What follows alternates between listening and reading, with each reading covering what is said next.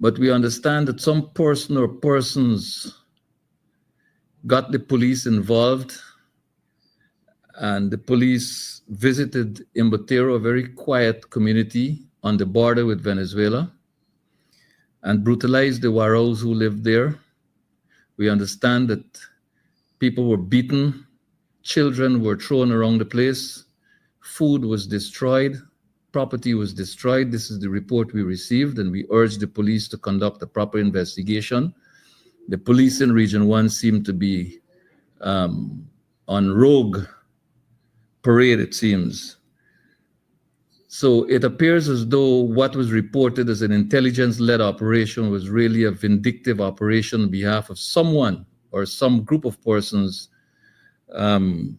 whose back the police seem to have. So they allegedly went into the village of Imbotero and brutalized the people. We understand that the people were threatened to the effect that the police will come back and deal with them. And they now live in fear. And remember, when you cross the Imbotero, you're into Venezuela. So if we drive fear in our own people, we're playing into the hands of the Venezuelans as well, because from the time they cross over there, they're no longer in Guyana. And this is, I believe, not the way to treat anyone.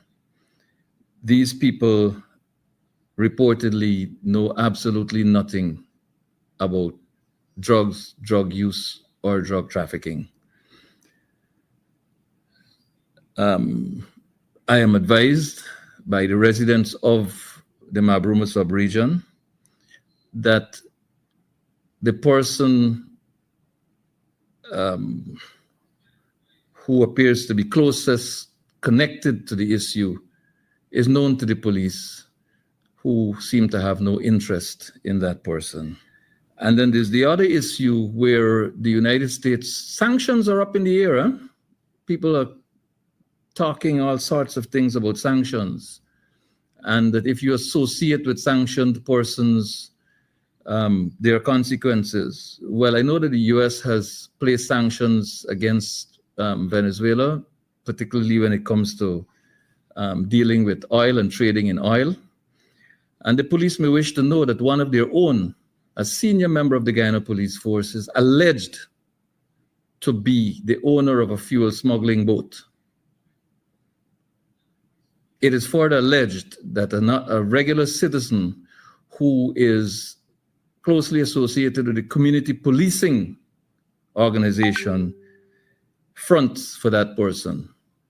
These are all allegations which the police need to investigate, and need to investigate urgently, because if it turns out to be true, and a member of the disciplined forces is in fact dealing in trading in fuel illegally in this country, and fuel emanating from Venezuela, originating from Venezuela, there could be consequences beyond the individual, in my humble view. So these are matters that the police and the authorities need to pay some attention to. And then there's the question of police brutality in the Mabaruma police station.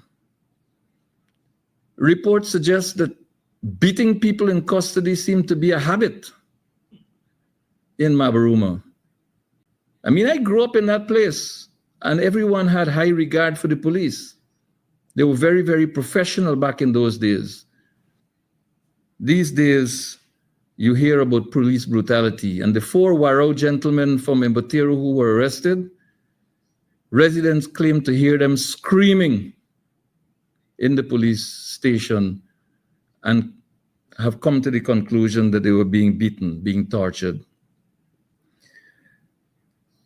Mabaruma Region 1 in general seems to be in crisis and requires urgent attention.